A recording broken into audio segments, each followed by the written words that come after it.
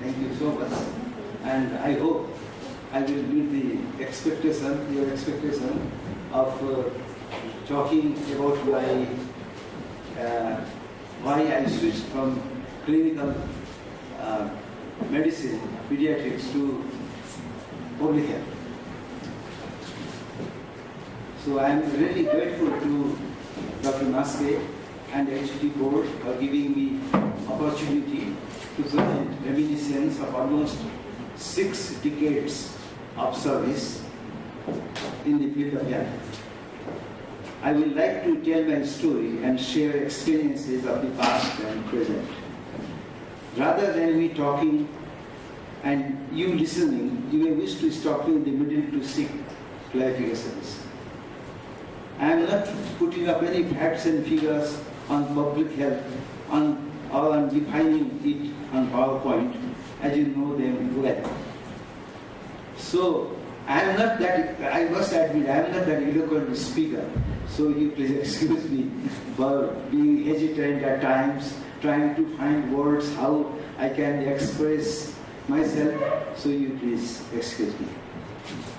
And actually, I will start my journey in health since 1950 era. And before that, I'd like to give you a short glimpse what used to be in pre-1950 era, about say 1940, 1950 during that time. Sometime in late 1940s, when I was in school, at around midnight, there was a knock on the door of my house. And then somebody, very anxious looking young person came and said, can I have my father is having this cholera, diarrhea, and he's vomiting all the time. Can you give me some medicine, which I believe you have to cure cholera? So then we said, well, why the cholera? We don't have any cure medicine, but we do have something which we share to our neighbors and friends who will need it to help without it, if at all it helps. So then he gave some 3, he got some 3 pills, small pills, and then this chap left with that. And it was very scary that he had come at midnight. Well, during these days, there was practical curfew in Kathmandu Valley from 11 o'clock to morning 4 o'clock. They used to have this, cannon fire at 11 to say that nobody can come out of your house. And then at 4 o'clock you do. So anyway, this gentleman came taking so much risk. And anyway, but the next day he came smiling and said, oh, it worked. Can I have some more dose because it has, yeah. So again, he was given, and now this will be the last dose because we cannot continue having it. Later on, we just inquired what it was that miracle drug which would cure all these things. It was actually a medicine, it was an opium product. In those days, opium was not that difficult to get, you could get. And it used to work miracle. So they had made, in my house, they had made all these small, pills, and that was handed over. So that was the situation then. And during that time when this allopathic medicine was almost unavailable. I would not say inavailable because we had some doctors, but very difficult. Anyway, so that was the time when after Bharijatra, in Kathmandu, most of the festivals start after Bharijatra. And there are so many jatras and then feasts and all these things. And at the same time, in the roadside, you could hear people mourning for their dear ones, because there are lots of this noise used to be there. and people used to die.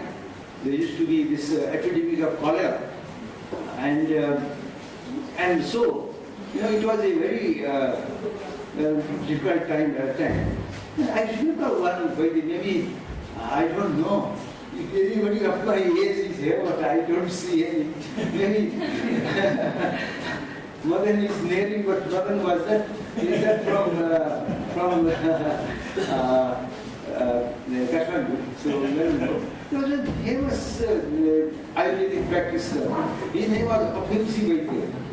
Apimsi Vaidya, he was so famous that people would go to him, and he was our sort of family friend also.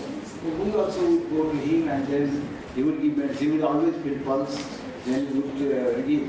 And at the same time, he used to always smoke pipe, this opium pipe. All the time he was talking, lean and thin man was sitting, crouching, but people would go to him, and he would not go anywhere. If he was somewhere, then one can be rest assured that the person is at death bed. And there was a saying at that time that when he goes and gives some medicine, the person survives. So it was rare, like that. So those are the days. So I could go on and on, but only I would just like to say that in those days, while walking down the street, one would see children screaming because they used to relieve themselves by roadside where there were no toilets. So at the roadside, when they were passing the school, then the roundup was so common that as soon as they were saying the dogs will be there, the stray dogs, and just waiting for the fish. So the child was always very worried that what he bites, So the toilets are there. All this for the toilet,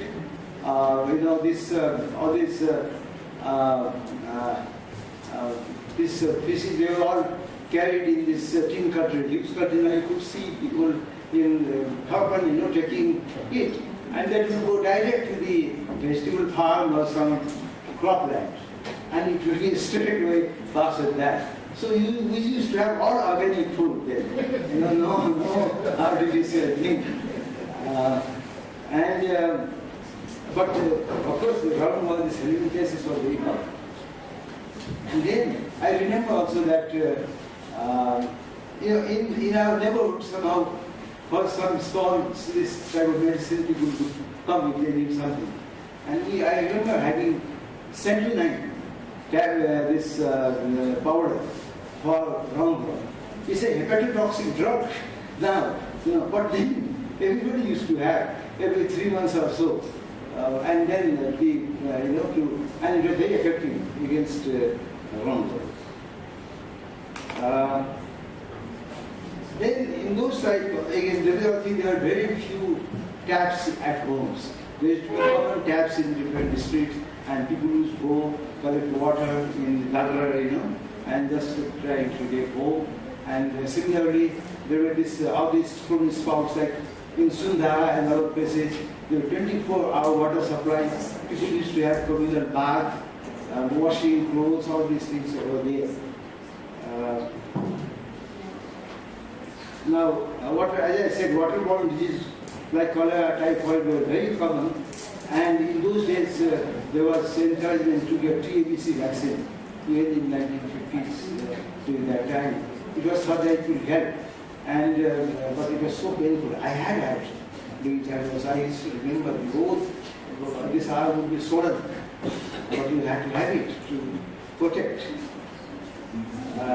Nutrition, diet was very simple then, and we were practiced to eat meat once a week. So all the children wait for Saturday to come, so that they can have meat.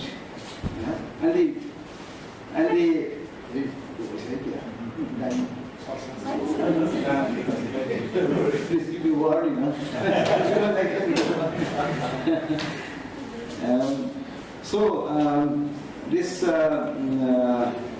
All these goats, buffaloes were all actually slaughtered at the street also, and then they would just chop these for to say that people can take share, buy one share, and of course there was a shop also.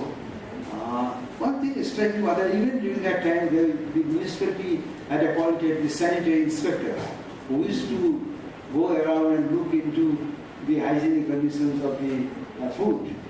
How effective it was, well, I mean, it is difficult to say, but yet anyway, that thing was there.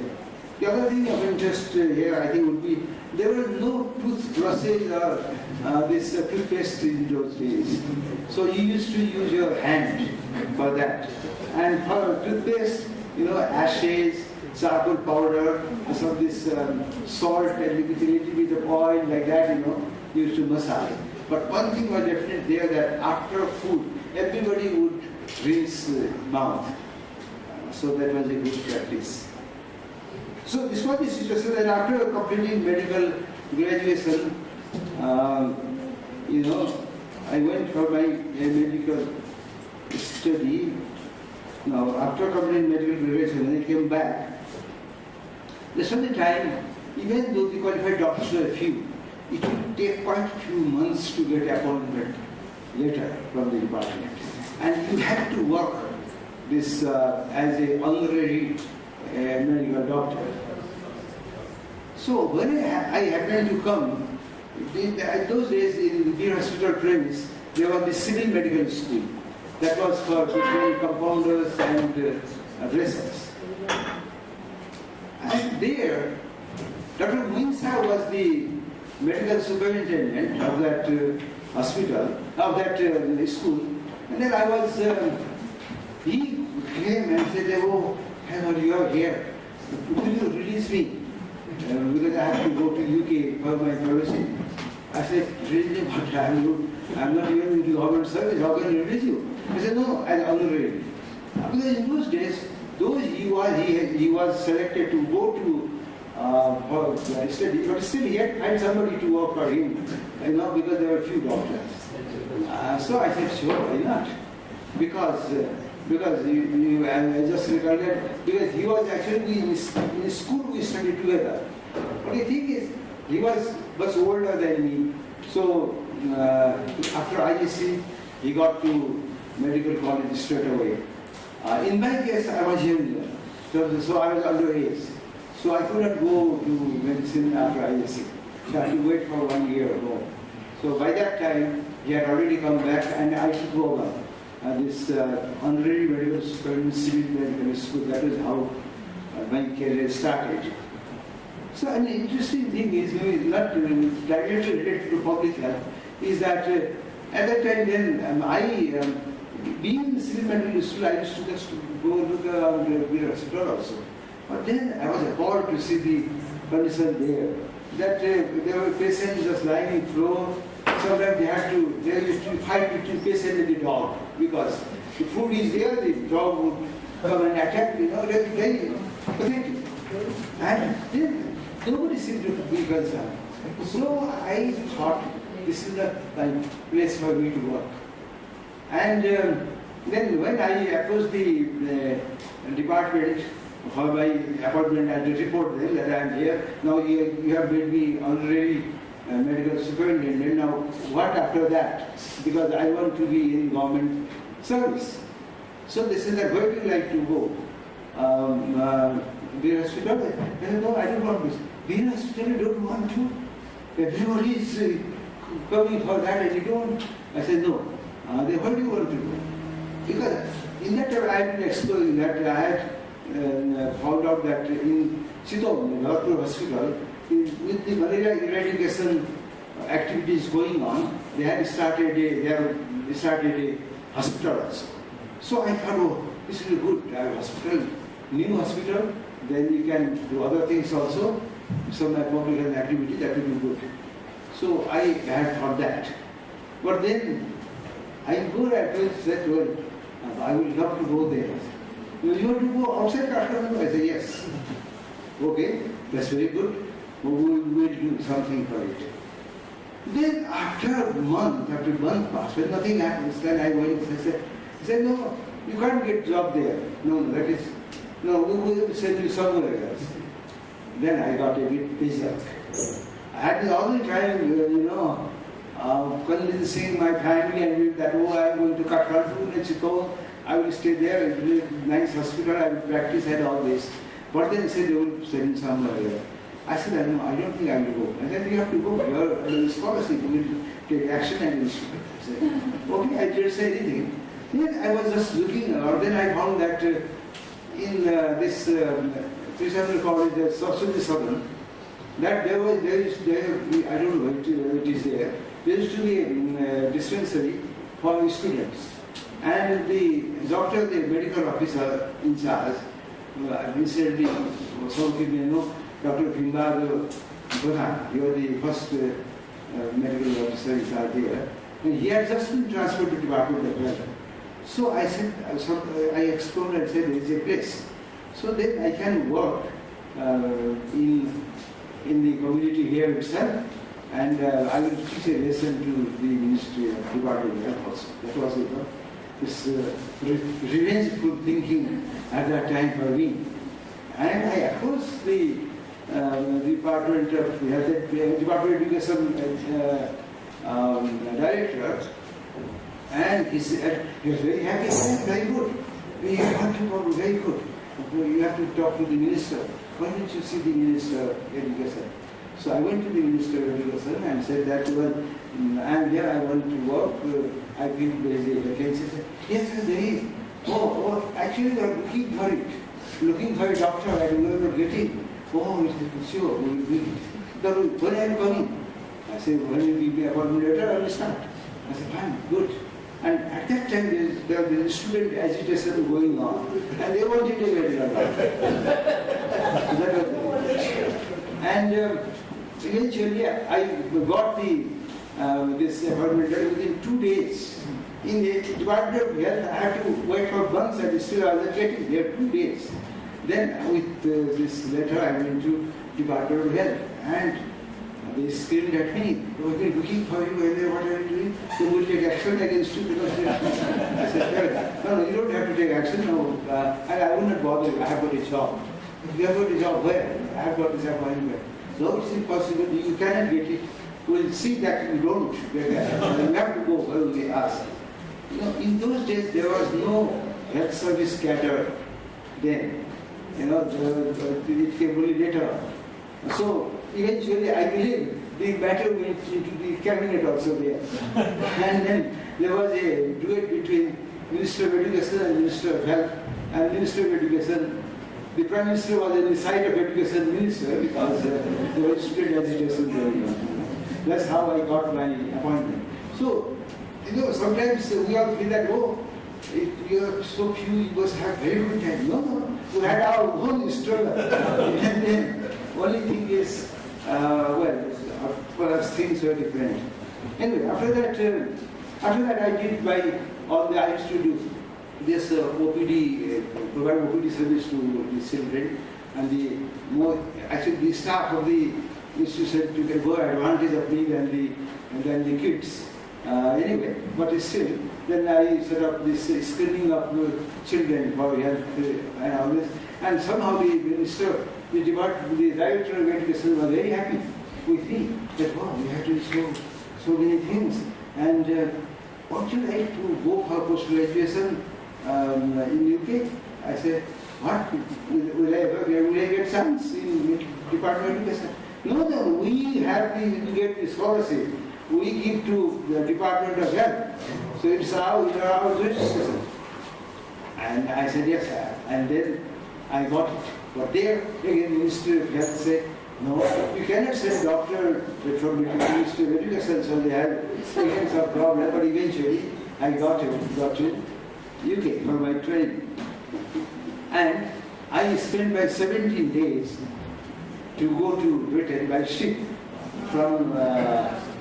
I went to Delhi, this flying on Dakota, took 3.5 hours to reach Delhi there, and from there went to Bombay, and from Bombay we sailed for this year. And by 17 days, what will I do? But it was the best time of my life. I believe me, it was wonderful. Being there, doing nothing, just relaxing. Very good. So when I reached London, I was away for 17 days, I said, well, I don't know what is happening in Nepal, elsewhere, I don't know anything. So I just came out of the ship, I was just going out. Then there was this newspaper stop. They said, there's one of you. Were you married by the time? No.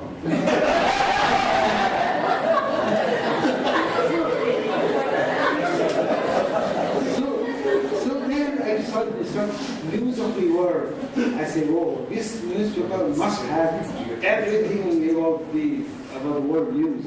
And I bought it.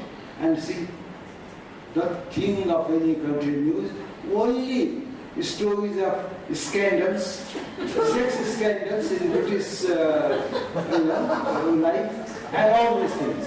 Very little about the thing about some nationalities. So I didn't know. So one guy had come to fetch me this British council chap, and he said that, well, what happened? I said, I want to get some paper. No, you won't get this, what you want in this paper. In London you will get. So he put me in the train and I reached the railway station. Somebody was waiting for me and put me in a Dix, So anyway, that part was over, but eventually I had some clinical attachments. Every 3 months they would send from one institution to another institution. And I had good knowledge on I've been seeing all these things. It was a very new experience for me.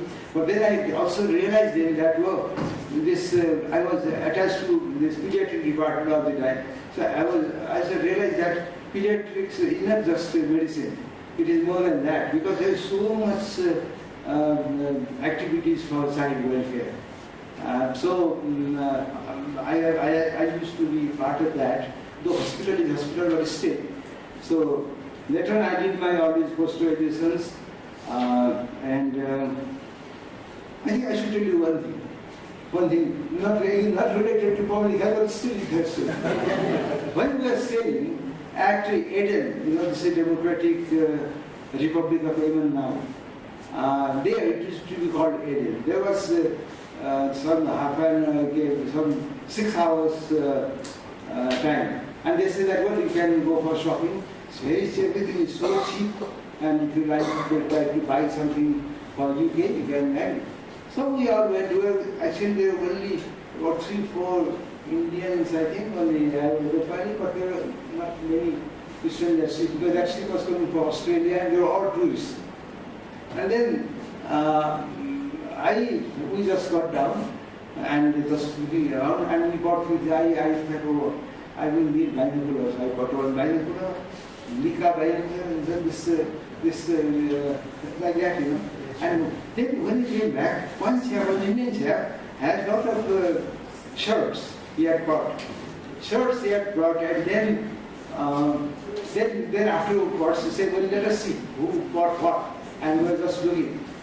Then this chap got some fine shirt, and he said, I got it for £1. Then I realized somebody had told me here that when in the UK, cotton materials are very expensive. So, if you can buy before it would have been good, it would be good.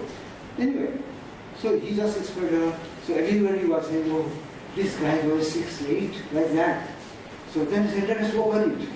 And when we opened it, it was just this part. That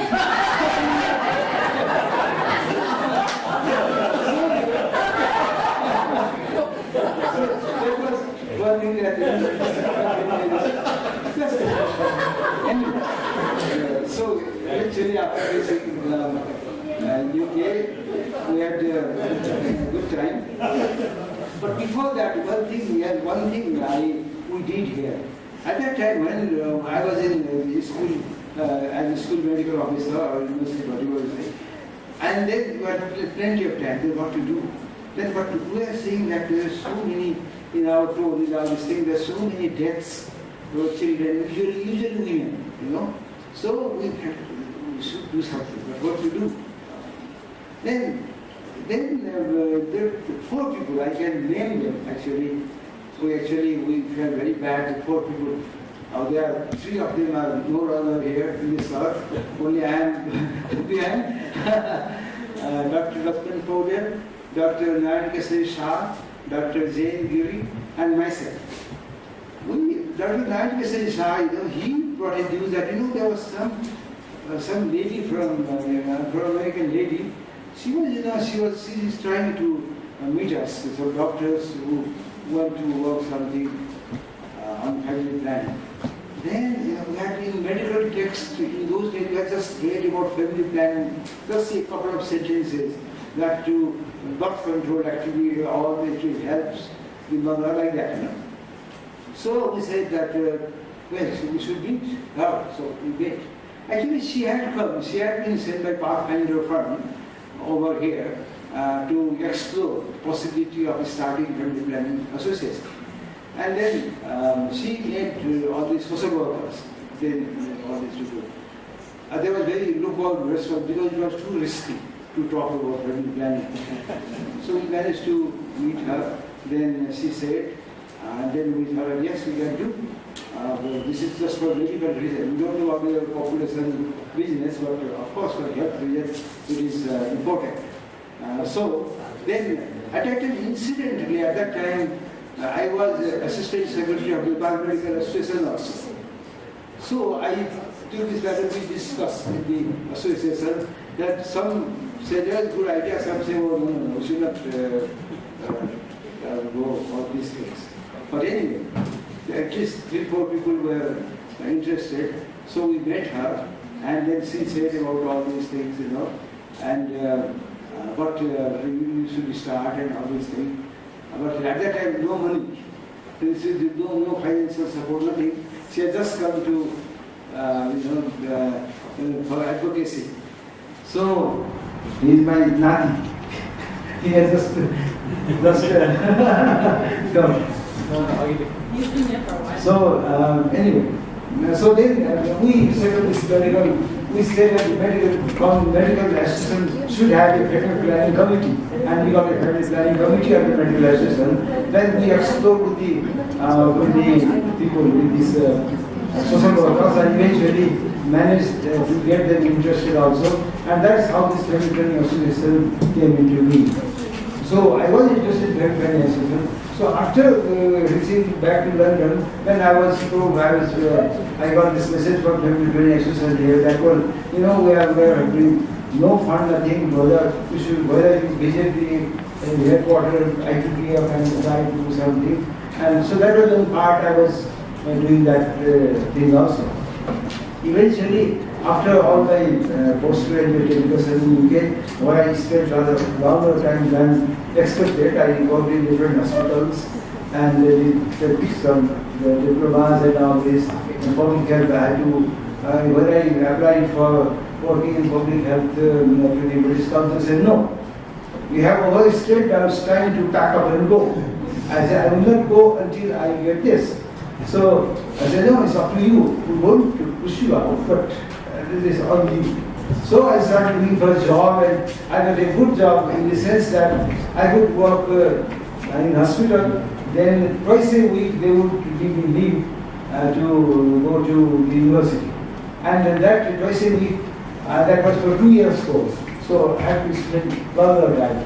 So eventually I managed to come here, and then when I came, then the Department of Health, they said, oh, we have so short of this group of we have 10 persons. You must come. I said, no, I go to hospital. I have been working in different hospitals. Now you want me to come to public health? I said, no, hospitals you can always get. I mean, in Nepal, no problem. When you feel like we will transfer you to hospital later. But now, the Department of Health wants some input from you. So I got in there in Department of Health, and I was given to Assistant Director, Planning, Training, International Relations, all these things. And that was the time when my time was spent more on sending students, postgraduate doctors abroad. That used to take a lot of time. There was so much conflict of interest there.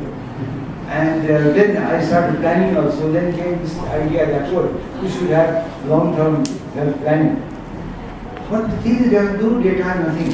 Only shy work.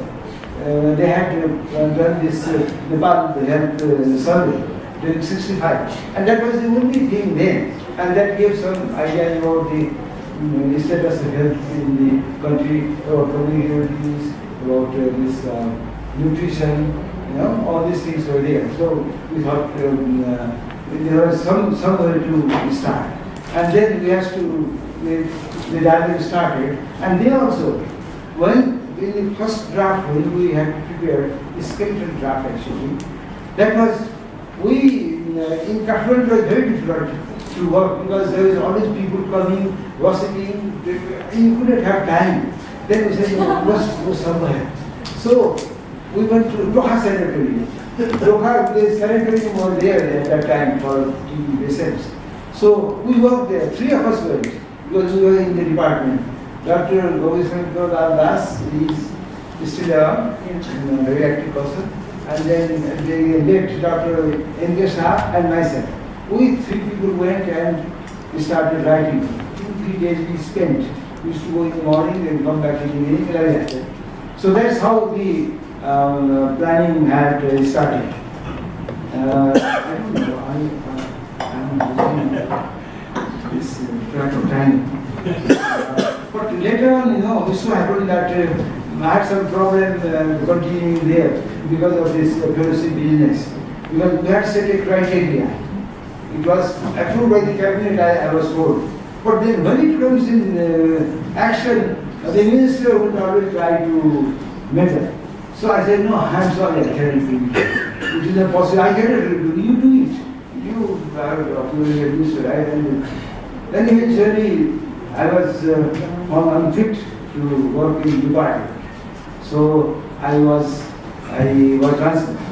Eventually, in the meantime, the Kanti hospital was formed, and then there were this Kanti hospital, as you know, was the Russian gift to Nepal. And then it was a general hospital. But then it was converted into Kanti Children's Hospital, and there were 50 beds. And I was asked whether I was interested. I said, of course I am interested.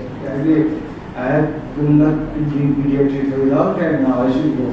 So I went there and started in, there were 50 beds and there were 6 pediatricians there. 6 pediatricians. So there was no work. I got very bored. Then in the meantime, this veterinary hospital, Thavakali was starting a neonatal unit for newborn. So they asked me, are you interested to work in voluntary capacity? Because we don't have money to pay. I said, fair enough, I will work voluntary. So I used to visit that place for some neonatal program. In the meantime, I went to UK back again and took some courses in a lot of work in the neonatology department at Westminster Hospital. And then came back and then continued in Kanti Hospital. Then used to visit this veterinary hospital, and there I was very happy that I could use my expertise. I could manage to save the life of a baby with exchange transfusion. Exchange transfusion means very big thing then. Who would do it? And there was no blood available. And I remember that there was this IRS incompatible baby, and we had to this was imported to be done, but there was no blood. We knocked the door of one British nurse who had come here to assist the nursing school. So we knocked at that, you got blood in your own negative, so we would be very good. She came in the morning at 3 o'clock to give blood. We got blood from her and transfused to this baby who survived. And that was the first successful transfusion. So I was very happy. But then I always thought that, well, I am saving the life of one baby, but there are so many babies dying. Something must be done. And in the meantime, this family planning MCH project had come into existence. And there was this always this thing as well. This is all looking after family planning. There is no MCS, it's called MCS in name, but nothing is done. So I was asked, would you like to go to FPL? I said, of course. family planning is in my heart. Once I am a pediatrician, why not?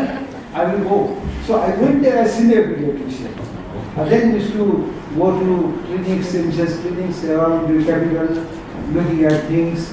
And I don't need to go into detail what the situation should be like then. It was awful. But we were I remember. There was a child in Bangladesh, in Bhaktapur, and then we advised that the food is important and we should eat. And then, do you have chicken? I said, yes. I said, I have chicken. I said, eggs? Yes. But what do you do with eggs? We sell it. He said, don't you think to say, no, that's for sale. I said, no, but that is it, what your child needs. And that was the sort of level of knowledge. And similarly, we started with this in ISL also, was immunization.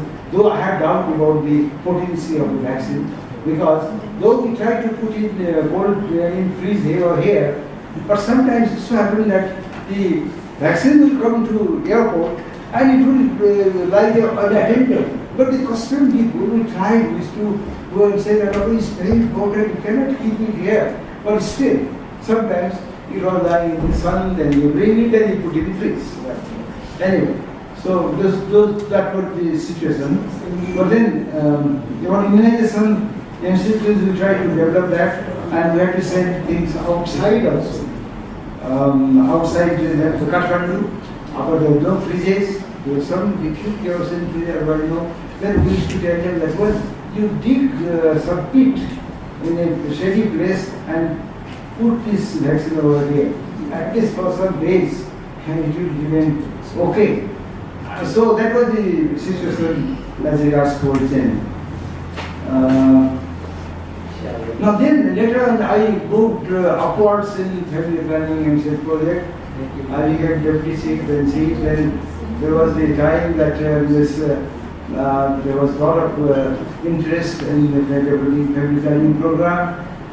Then I also knew I could do a lot because there was no data on fertility, morbidity, mortality of children. So we set up certain, I don't want to go to the list of things, research activities carried on, but the one most important was Nepal Fertility Survey as part of our fertility survey in 1976. And that was a landmark survey in Nepal. And then through that we carried out CPS, Contract Certificate Survey also regularly. And there, and interesting thing is, that was 1976, and I think the Nepal Fertility Survey gave 1% contraceptive prevalence rate. And then in 1976, it was up about 3%. In 1981, I think it was about 6-7%. Then the minister called me and said that I am very unhappy with you. What have you been doing? We have to do so much resources in family planning, and there is hardly any listening. I said, no, it takes time. It's a family planning, a concept people still don't understand. It will long time, but in the long last, it will bear the fruit. So I could well listen, but there was strong still to push me out of the transfer somewhere else, but they were not successful. I retained my job, and then during that time we carried out a lot of activities. But the important thing was that I'm sorry, and I miss Dr. Rita Thapa here, because I didn't want to start with, but we had a lot of problems because she was heading the integrated health service, ICSSDP, and I was here. She knew about family planning because in 1965 I decided a project, I started this family planning, etc. But the problem is that they wanted to, there was pressure from WHO and others, to push the integrated health service fast, and which was not possible. I said, before, family planning used to get support only from USA. And no other universities were interested. WHO wasn't interested in the integrated program. So, and UNFP also was looking for integrated as well. But later on they came for evaluation for integrated service, family planning. And then I remember one consultant, he was also he was somebody Arthur Sickle. He used to go to Kathmandu every year in those days. And then after reading all these things, he smilingly said, "Integration, do you want to integrate elephant with mouse?" That was his remark. And that said, people were very upset that you are very telling about this integration activity. And there was such a rumor going on that somebody told me, somebody from WHO, that told me that Dr. Pande, he is an anti-integration man. As long as he is there is not going to be integration next time. The contrary, we were doing this, trying to integrate MCS with family planning, and that was also so difficult. And integrating health service with all this wasn't easy. But it would be done, but it would take time. So our idea was, let these material projects work, and at certain stage, it should be gradually, it will be moved to integration. But it was received otherwise. They want to keep in the project because they have all the facilities and all this. But the advantage to us was that this board was a high power board, this family planning board.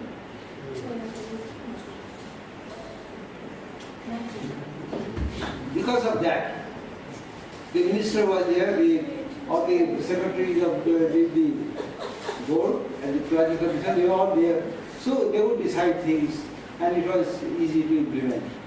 And the board would support the project. Whatever we thought, they would support. So there was Ministry of Health was always not in favor. You have to Pande. I don't know. There's a sort of attitude. But anyway, things moved all right. In the meantime, in 1980, the USAID decided that they should stop funding to family planning project and instead vote for this integrated project support there. In the meantime, there was another parallel thing coming that they started a project, USAID, family planning and population. Now, they were trying to get population, family planning out of health actually, to understanding, and link with population so that it is, MCS means with the Ministry of Health. So that was the 2 years, and we did not agree to that. So I said, go on. If P and MCS are part of the same point, you cannot separate it. And so eventually the population policy coordination board was formed, and then they made me as project chief. I was the member secretary of that board. So because the secretariat was at the PMCS project, so that gave us also advantage that they could not, just risk our things like that. Then came population commission, very high powered body under the under the Prime Minister, with a lot of ministers and members, and then also incidentally the PMCS project chief was the member secretary. But then this protocol thing started. How can a class 1 officer in the Ministry of Health, that also Ministry of Health, not even other ministries, to be member secretary of such a high power body with Prime Minister at the helm and all this. This I don't want to go into detail, but there are many interesting involved, and just no time to discuss that here. But anyway, so family planning themselves were moving. Then we developed this our training centers then to train these workers There used to be, those were the days of panchayat, so panchayat-based health workers, usually female, were recruited locally, and they were given simple work, like distribution of contraceptives and MCS, some commodities, and monitoring the kids, like that. And it proved very well. In 82, this new era had done evaluation. They found that it was a very good, viable project, and it's more community oriented, and like that. But then, they of course, here under the current, there was the current that program they should disband it. But I think that was the sort of foundation for this female community health volunteer program now, because how excellent work they are doing now. Actually, it has to start somewhere, so it had to come in 1980. Then I think I should tell you one thing, that then the CIS project, this we had a competition how to what to name, and the name came, and then how to inaugurate it. Then I remember that I was the vice president, family planning association also, and the president was the Princess Berkshire. So I said, why not it is time to, if I ask her and she, after all, let me AMG, she should be inaugurated. So I managed to convince her, said, oh, I'm very glad, and it was all the big hand here, this Lahar this thing came. Then I was, expensive was shocked to me, that what are you doing? You are involved in the royalty in such thing. So why? Somebody said that you must see your excellence in him, he's doing all these things. So I just say that word. She's royalty, but she's president of Family Planning Association also. So I think she used her judgment to come and inaugurate it. And so later on, the matter of society, but people were very unhappy. Tell you about this building, I must tell you about this, because it is indirectly related with public health, in that this Ministry of Health building, it was constructed by one architect called Louis Khan, very famous architect in America. I think he has made 2-3 in Asia, building like that. So that was for family planning and building. That was the first phase of the building. And then after the building was was constructed by NCCM, and we moved in. But from the day we moved in, I was always getting, why would you give space for ministry? Like it came all the time, I said, well, of course it is Ministry of Health Property. But the thing is, under Item 92, the project has to be there for at least 5 years. But there was so much pressure, I think the donors also sense that, because that was the first phase of the project. The idea was the first phase, after it is well run, then the second phase will start. And the foundation of the second phase is still there in Ramshabar. But there was so much pressure. Then came the door. At least you give space for minister, because he is your chairman. Of course. So the minister got in, and minister with his secretary on this. They said, how can the minister work there if secretary is not there? So the secretary moved in like that. Eventually, we got it was like the Arab and the camel, there was no problem, we moved out. I was pushed out as in one corner. We rented house outside, to the office. So like that it went on. Eventually, it is so sad that it couldn't be developed properly. Now there was another thing, what at that time, our communication was very poor, so the USAID suggested that they will bring all these equipments this telecommunication equipment, which was left over from Vietnam War maybe, they had.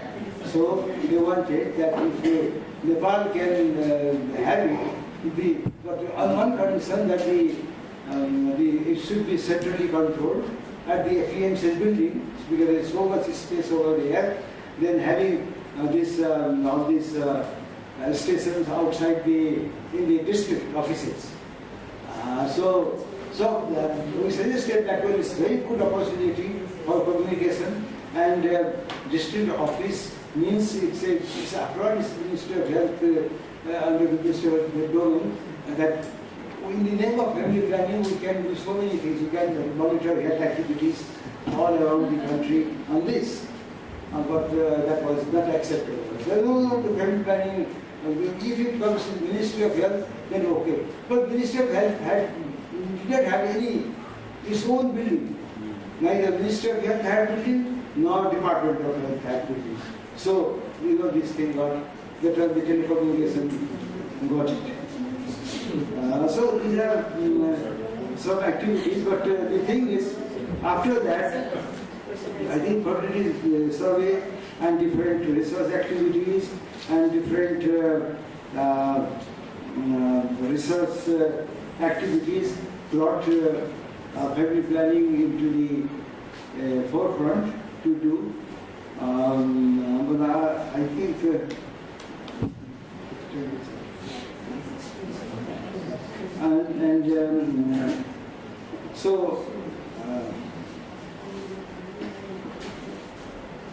so later on, we had the family project had this one antenatal clinic, prostate clinic, and all this. And one thing happened there for me, personally. I used to go to provide voluntary service to maternity hospital and do that even while I was in family planning. Now in family planning for this project, family planning was one of the projects, family planning and malaria eradication project. These two projects had non-practicing allowance for doctor. So we used to get 350 rupees per month as non-practicing allowance. So then later I was told that well, now maternity hospital would need a full-time pediatrician, and so you can do. I said, look, I can do part-time. I can go after office hour and do this thing, and it's all voluntary. I said, no, you cannot. So I was relieved out of that work, which I did not like very much because I was providing it free anyway. But then coming back to family planning, and later on, certain incident happened that now the family planning, some they used to ask me how you could manage family planning project in the way you are doing. The thing was, there we had 4 regional offices and 40 district offices. And district offices, we recruited non-medical family planning officers. It could be medical, but they were so skilled doctors that we took people with background in sociology, anthropology, and all sorts of things, and we located there. And at that time there was a lot of talk about decentralization of authority and this. So I said, we said, fine, why not we try? So we decentralize everything. Actually, the regional medical officer, there was medical officer in the region. He or she could appoint up to this officer level on their own. And similarly at the district, they could recruit, hire and fire, do whatever they want on this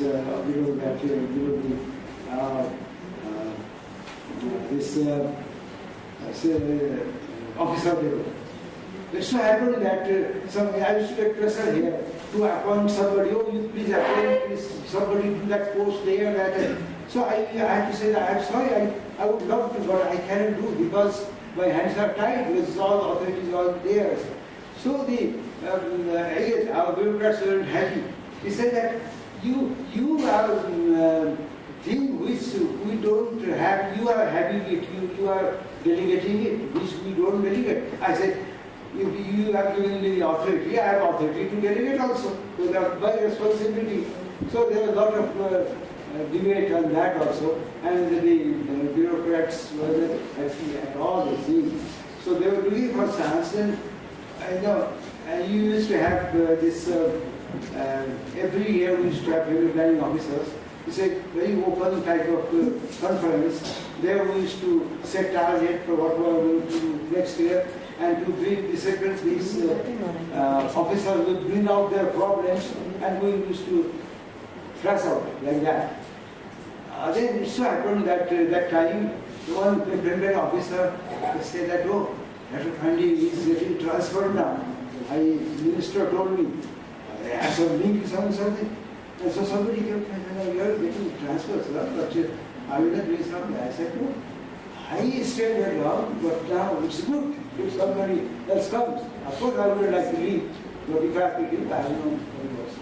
And then I've known, without buying this thing, that person was correct, that I was transferred to nowhere, where I was put in limbo for a few months.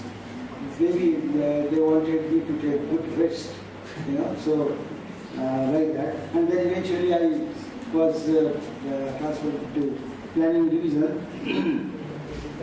They had, at a time, I tried to carry out all this review data right now. People used to say, why didn't, after planning, this is the demotion for me, this planning, you should have gone somewhere. Why didn't you go to minister and tell him that also?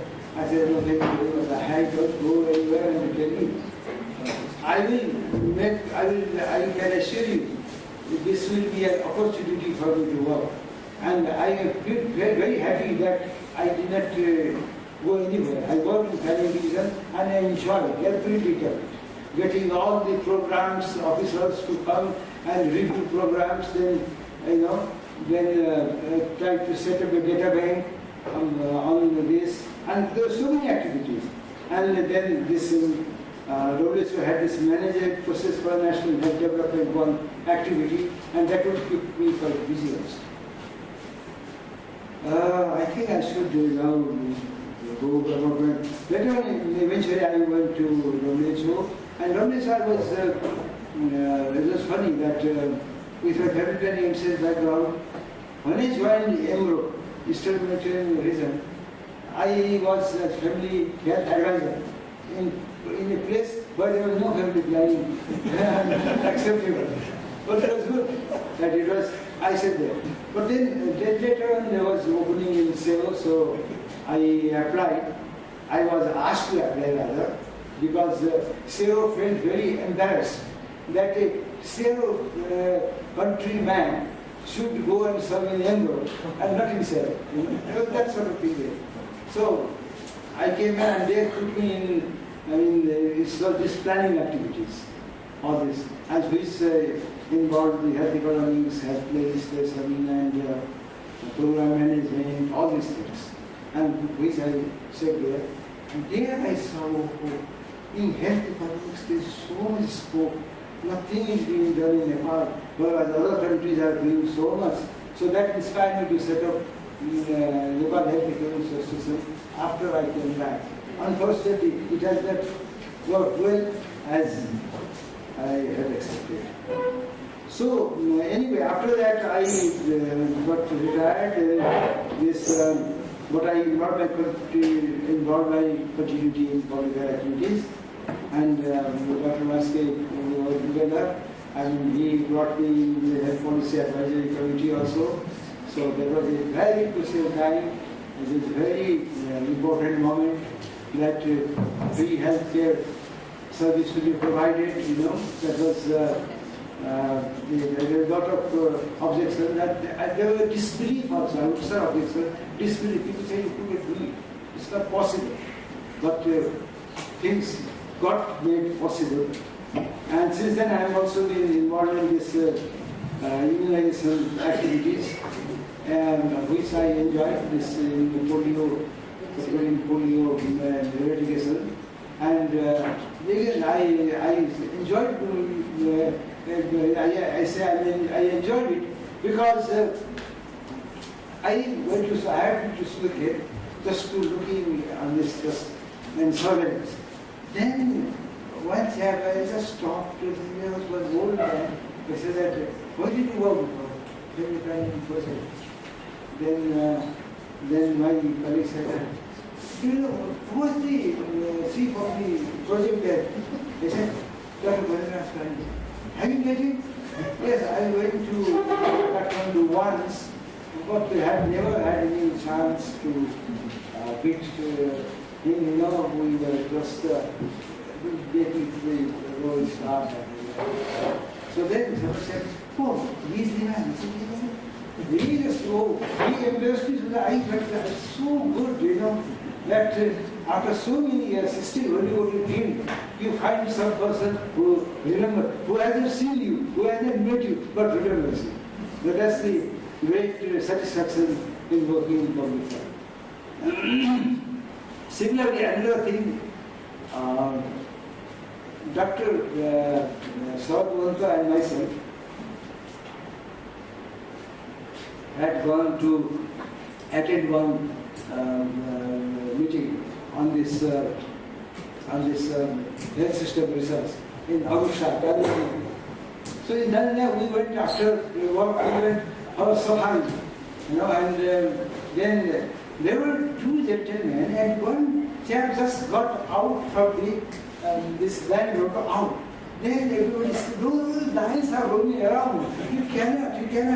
So he was just, he said, he understood that the gravity of the situation, so he could be not suffered. So I could never forget this man. But then in 2007, when I got the opportunity to go attend this 30th anniversary of Alberta Declaration at Kazakhstan, in Alberta, Kazakhstan. Then I find these senior people from the ministry were there, and they were so happy to see me.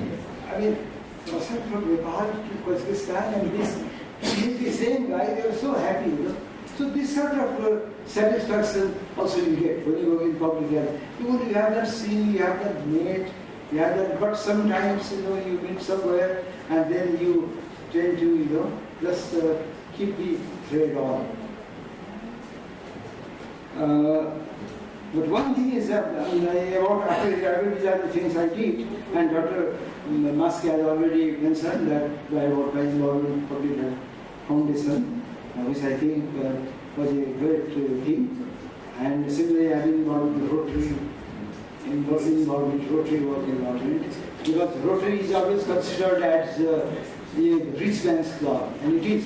And I wanted, in a sense, I wanted to give a message to my Rotary that no, time also is money.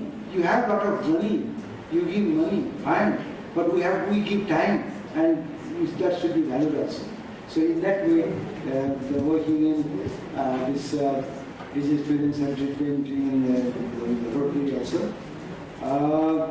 But one thing I noticed from then and now, when you go to the field, I think in those in the 80s, 70s, 80s, when you go, hardly any woman would come forward talk.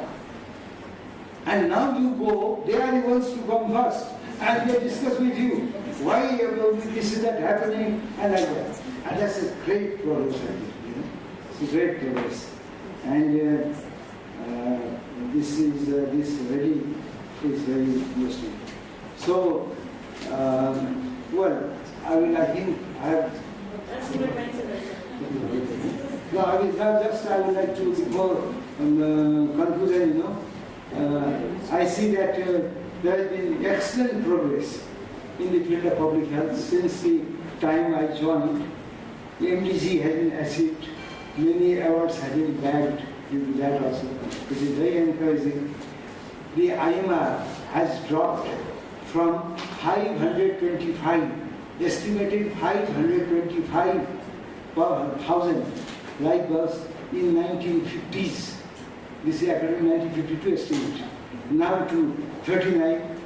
Maternal mortality has gone down from estimated 850 to 258. Now, I must tell you about this story of 850 also. Heavy Planning MCS project had carried out a longitudinal survey at that set of laboratory in 3 places. Gokarna, then Rupandehi, then another Pisuni, maybe another place.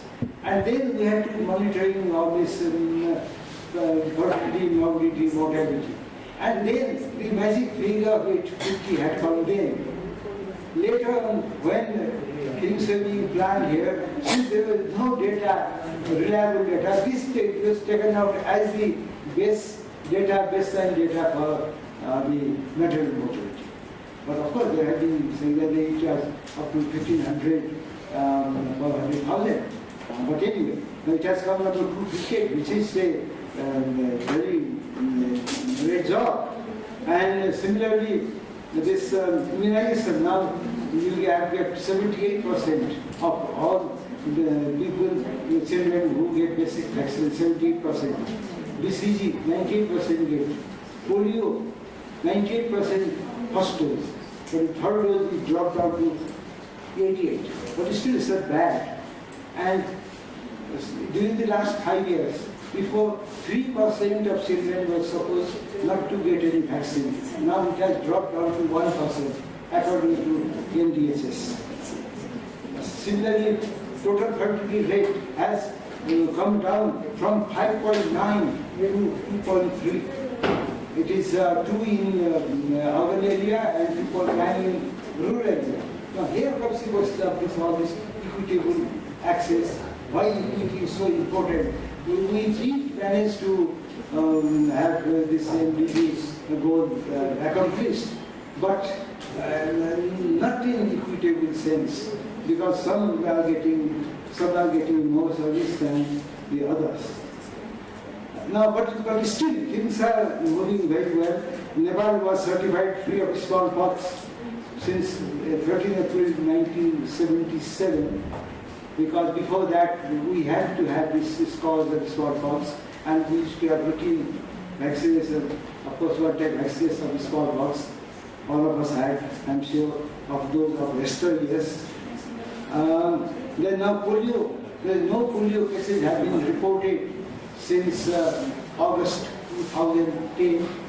Actually, it's 7 years already, almost 7 years, that Nepal is polio free. But that doesn't mean that it cannot resurface. We have to be very vigilant about that. We have now, from MDG, we are going to SDG, which is a big challenge. We are talking about universal health care, and which has so much scope to work through. So things have improved, but still, still in Nepal, I think we are just after this low-hanging fruits. It's okay, but we have to work harder and harder to achieve that. So, in that way, I don't regret my decision at all to switch on from clinical pediatrics to public health, because there are so many, I have seen so many positive changes during my lifetime. And pediatrics taught me to see things holistically. That is one branch of medicine where you look whole child as a whole, not child just that illness of child and the treatment only. So in that taught me a great thing.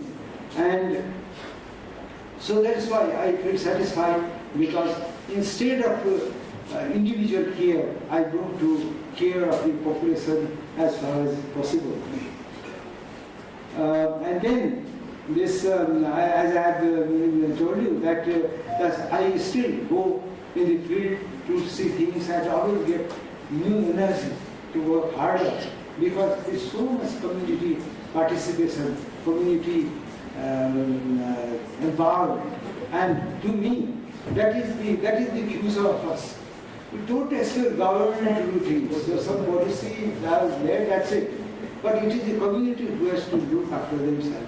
and we have to empower the community to get things moving better.